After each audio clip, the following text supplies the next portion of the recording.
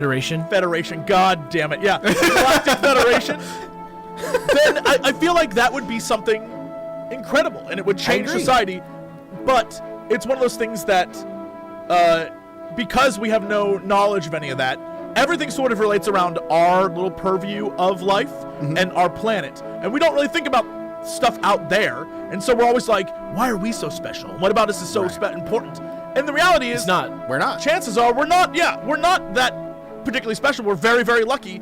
And there are probably other planets out there that are equally lucky. And I think if we all got together and we're like, damn, we're the luckiest ever, then we would that would change shit, right? Yeah. Like, oh, well, you're a lucky ass planet and you're a lucky ass planet. And like, we are all in this thing called life together. I feel like that would change the concept of reality. Well, unless the Vulcans are just waiting for us to invent warp drive. Right. Well, if there is a hyper-intelligent species out there that can get to us, there's a chance of looking at us like animals because we're still way low on the totem pole as far as technology is concerned. But let's go back to the moon. Now, before we get to these theories, there's also something important. In order for a theory to be considered by scientists and in scientific minds of our time, it must first adhere to a few facts. The theory must explain why the moon has a similar composition that resembles the Earth's mantle, why the moon has a lower density than Earth and lacks an iron core just like Earth has, and why the moon has few volatile substances like water, meaning it quote unquote baked for longer than the Earth did, not allowing it to have those substances on its planetoid or moon. And it has to explain the abundance of oxygen isotopes on both the moon and Earth. If the theory can fit that criteria, it is generally then pursued further and put up as a possible theory as to where the moon came from. So you probably heard some of these theories. The first one is fission theory. This theory says that the moon was once part of Earth and somehow separated from Earth, usually from like the Earth spinning really, really fast, that it got thrown off of the planet. This theory was thought possible since the moon's composition resembles that of Earth's mantle, and a rapidly spinning Earth could have cast the moon off from its outer layers. There's also a giant, I think the Pacific Basin is where popular theory says the moon came from. Like that area is where the moon flew off. Yeah, basically that's like a giant hole in our planet. Yeah, and I think this is considered to be the most common theory. There's another one that's really similar to this that's the one that I subscribe to as well. Yeah, the one that I think scientists for now is the most popular is the giant impact theory. I'm pretty sure that's where scientists kind of sit now. Then there's the capture theory. This is the theory that the moon was formed elsewhere from another planet or an asteroid or something, and was later captured by the gravitational field of Earth as it flew by for one reason or another. The moon's different chemical composition could be explained if it formed elsewhere in the solar system. However, capture into the moon's present orbit is very improbable because the Earth's gravity is considered too weak to have captured something flying by it at any high speed. Something would have had to have slowed it down by just the right amount at just the right time for Earth to actually have captured it. And there are theories out there that it was flying by and then the moon got hit by like an asteroid or something that actually did slow it down to the point where it was able to be caught by the Earth's gravitational field. But it's very, again, like a lot of these, it's improbable but not impossible. It doesn't really explain the atmosphere or the composition though. Correct. Yeah. There's really no... But all the main theories going forward, even the first one, there is still cracks in the logic of like, well, if that's the case, how come there's this happening with it specifically? Like for the first one, the fission theory, though, if it got spun off Earth, it should have fossilized evidence on the moon and on Earth that the moon was from Earth, but there isn't any of that. Right. So, you know, it's a little iffy, but not impossible. And I think a lot of people, I don't know if this is one of the theories that you have, but a lot of people also talk about the fact that the asteroid belt surrounding Mars, Earth, Mercury, and Venus, and the Sun, that huge asteroid belt that separates us from the rest of the solar system, people always think that was probably maybe an early planet. And that could have something, like, who knows? Who knows what that could have exploded created. And like a piece of the moon flew over.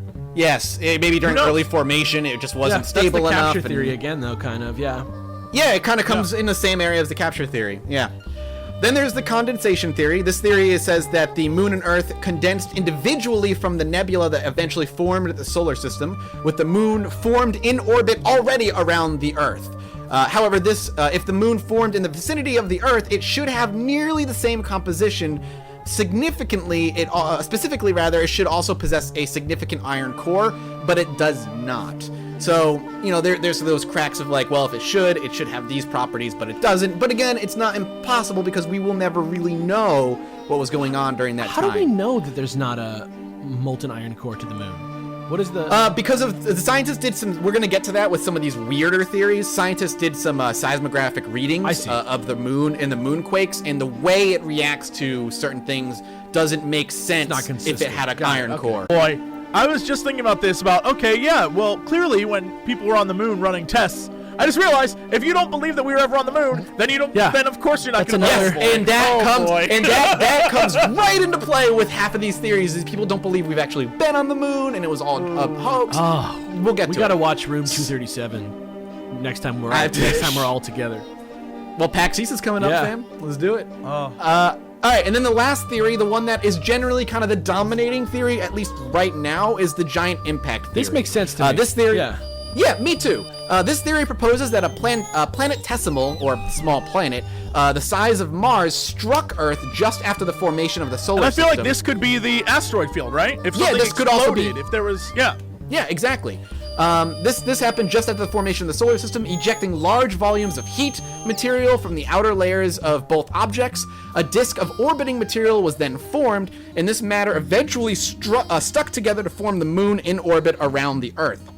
This theory can explain why the moon is made mostly of rock and how the rock was excessively heated. Boom. Furthermore, we see evidence in many places in the solar system that such collisions were common late in the formative stage of the actual solar system. Which makes sense now that I think about it. Like, if you ever stir a cup of powdered hot chocolate or something where it like congeals the top for a bit, it like you can like actually watch that happen. Yeah.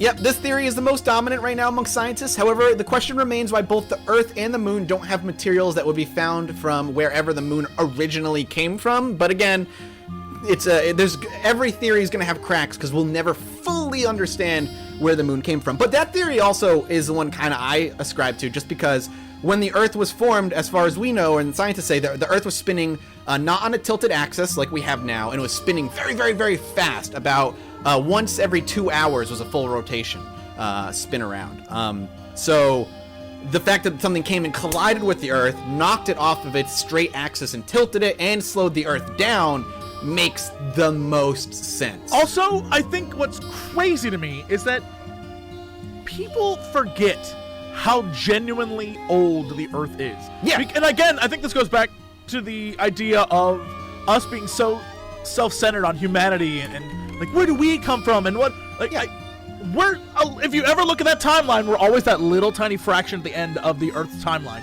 And I feel like even the question here of about the elements or materials found from other, maybe we just take for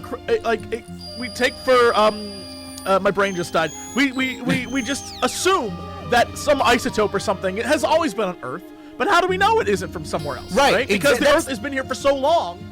How do we know?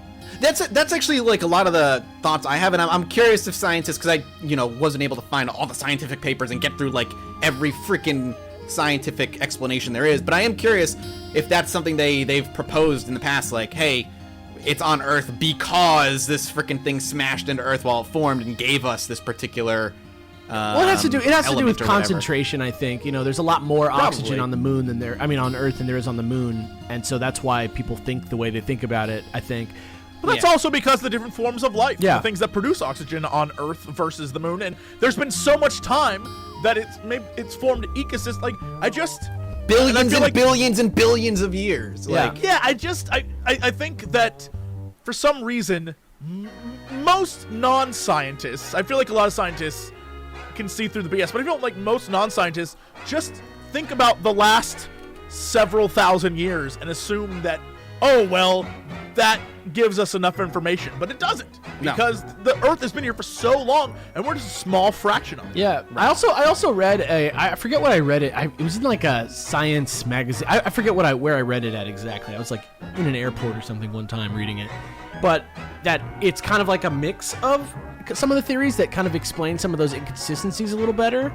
Like, imagine we had a moon forming around our planet already at one point, and then something came and like smacked Earth or there was a huge like explosion that geological like volcanic type explosion that like blew a bunch of shit out into space, or like something hit us, and then like almost like how ice in like running water, like naturally running water forms when like one single piece of dust like disrupts the water and it like forms ice around it and starts like building. Like basically like the moon had like a little center and Earth was like already pretty done, and then something smacked Earth, threw a bunch of Earth into space, and a bunch of it like glommed onto the moon, and now we have like a bigger moon than we should.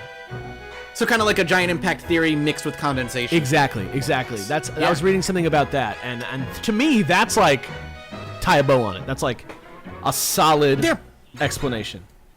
Well, the thing is, like, there's too much evidence to show that these other theories that people are throwing out there are just not correct. But yeah, if they were not total falsehoods. Yeah, I was gonna say, all that stuff I told you, it's a bullshit. Lie. Throw it out the window. That's not the truth. Well, scientists don't have a definite answer as to where the moon came from, then clearly they are lying to us about it. And here is some of the real truth out there. So first one I want to tackle, and one of the silliest ones, is I love this. I love this. Is that the moon isn't actually a moon, it's a hologram. There is no moon up there. We don't have a moon. Not only has humanity not actually been to the moon, but the moon is a hologram being projected into the sky by a secret government alliance to disguise and hide secret hidden military space bases that oversee the Earth's actions and countries.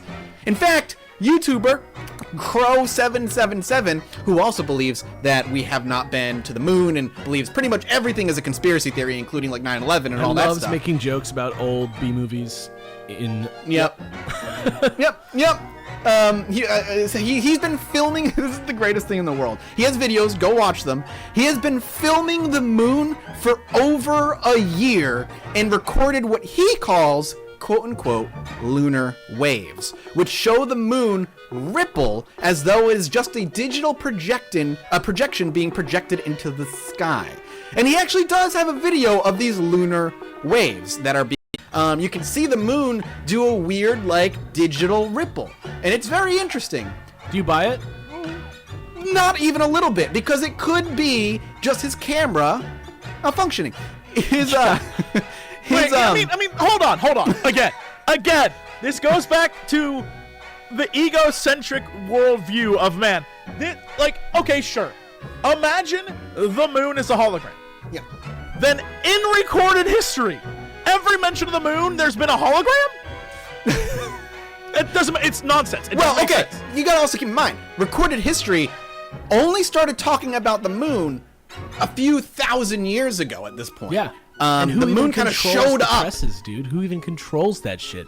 Who Because controls before they maybe Shakespeare before didn't they even started talk talking about the moon, oh, you're so full of shit. Before they started talking about the moon, it was a giant sky egg. Right. Literally, it does but the moon was already, the lunar cycles were already there. They literally, there are religions based off Mother Moon. It's insane to say all that. Falsified information. Dude, man. no, the government is feeding it to us to confuse us.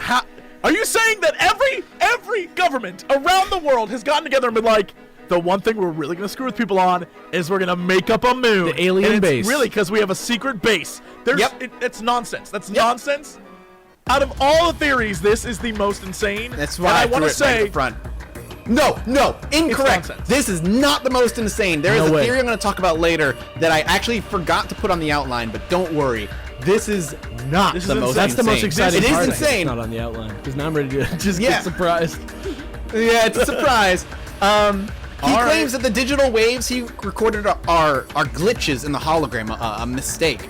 Moreover, he also says that he himself has been contacted by multiple individuals who are privy. He hasn't. Privy to the truth. He hasn't. And have told him that he is in fact correct about his theory. However, he hasn't. It didn't happen. It didn't happen. It didn't happen. However, there are records and such predating any sort of holographic technology saying that the moon is there. These folks have, however, claimed that these records are falsified and that they're not real. True. This is the real fake news. This shit is not real. I wouldn't call it news. I don't know that his setup, it's amazing. His setup to record the moon, because he records it every night, is a digital camera, more or less duct taped to a telescope. It is amazing. Like he's looking through the telescope with the camera? No, he's looking at the camera that's looking through Oh, he the uses telescope. the telescope to, to record Yeah, I got the it. moon. It's amazing. It's an incredible setup. I love how he says he's been contacted by people who are privy to the truth, and not just people who are trolling the shit out of him because they saw his videos. Oh yeah, I'm about to be contacted by a lot of people who tell me I'm wrong. Yeah, of course. But I'm not gonna make a vlog like, guys, I was mistaken. What's Yeah, under Someone what's under the contacted me and hologram? Let me know. Nothing. According to this theory. But there's another hologram theory that is we're going to talk about here, is that the moon actually does exist, but there's a hologram being projected over the actual moon, and this hologram is hiding anything from Russian space bases to other government secrets to straight up alien structures on the moon itself that the government knows about and wishes to keep hidden so people do not panic on Earth. I feel like people don't understand how holograms work. they saw Star Trek, and Star Insurrection. Wars. Where I feel like people don't understand how holograms. That's not how holograms work. It's not like holographic technology. That's not how that works. That's not how this works. I don't know. Well, I feel like that woman in that Geico commercial. It's like, that's not how this works. That's not how any of this works. That's where I'm at right now. That's But not how it works. answer me this then, Jesse. How did Tupac play Coachella? You got me. You got me. To be fair, and I'm not saying you're crazy, but to be fair, technology that government has is typically 5 to 10 years before the consumers have it. Like there's like records of touchscreen technology existing well before iPhone was ever in even like a murmur in the public. So like there is technology that the government probably has, whether it's holographic technology or not. That's is not out- really is- paradigm shifting the way that like being able to create fake solid structures is. right. Yeah. No. I'm just throwing that out there. But hologram theory is just, it's the easiest one to laugh at because it's the easiest one to like say you can't prove I'm wrong. Cleopatra invented holograms. Cleopatra, she did Yeah. it. She invented holograms thousands of years ago. That's my new. That's No, my but, new like, thing. I'm down to talk about, speaking of Egypt, I'm down to talk about like Egyptian light bulbs. Those things are awesome looking and possibly real. That I almost believe in. Cleopatra hologram theory. Yes, that's it. Cleopatra was a hologram. She was a reptilian, but her hologram projection over her was It human. masked her, Yeah, masked her scaly skin and forked tongue. Egypt Yeah. is also entangled in crazy UFO theories. I'm sure you all know. But that stuff's cool. Like Yeah, it's even though wild. I don't believe most of it, I think it's fascinating and super. And you know cool. what? Before I- anybody like comes at us and like shits on us for like ridiculing people who believe these things, like come at me with some like evidence. I'm open to Right. anything. You know what I mean? And the fucking lunar wave video is not evidence. That's evidence of your camera being duct taped to a telescope and like having a minor glitch. in it Hold or something up next to the moon that's in the foreground that doesn't ripple. Right. You know what I mean? Then I'll Yeah. start to listen a little bit more. It's good stuff, but that's the easiest one to be like, that's hilarious, but that's incorrect. Then we start getting into stuff that certain scientists proposed maybe in the 60s and 70s, and that is that the moon is actually a spaceship of some sort. If the moon hadn't been precisely where it is, it's possible that no life on Earth would have ever existed. Perhaps the moon was placed there on purpose. By God. In 1970, Michael Vossen and Alexander Sherbakov of what was then the Soviet Academy of Sciences advanced a hypothesis that the moon is a spaceship created by unknown beings. The article was entitled, "Is the Moon the Creation of Alien Intelligence?" and it was published in Sputnik, which was the Soviet equivalent of Reader's Digest at the It time. was just called Sputnik? Yep, it was just called Sputnik. All right. Their hypothesis relies heavily on the suggestion that meteor impact are generally too shallow and have flat or even convex bottoms. They hypothesize that small meteors are making a cup-shaped depression in the rocky surface of the moon, while larger meteors are drilling through a rocky layer and hitting an armored hull underneath. The authors reference earlier speculation by astrophysicist Iosif Shklovsky. I just apologize for butchering any It's Russian like name. Yosef. Yosif Shklovsky. Yeah, the last name I got. That's you're on your Yeah. own. Yeah, thank you. Who suggested that the Martian moon Phobos was an artificial satellite and hollow, and perhaps even a precursor to what eventually would be the actual moon for Earth. This has since been shown to not be the case, of Yeah. course. Skeptical author Jason Culla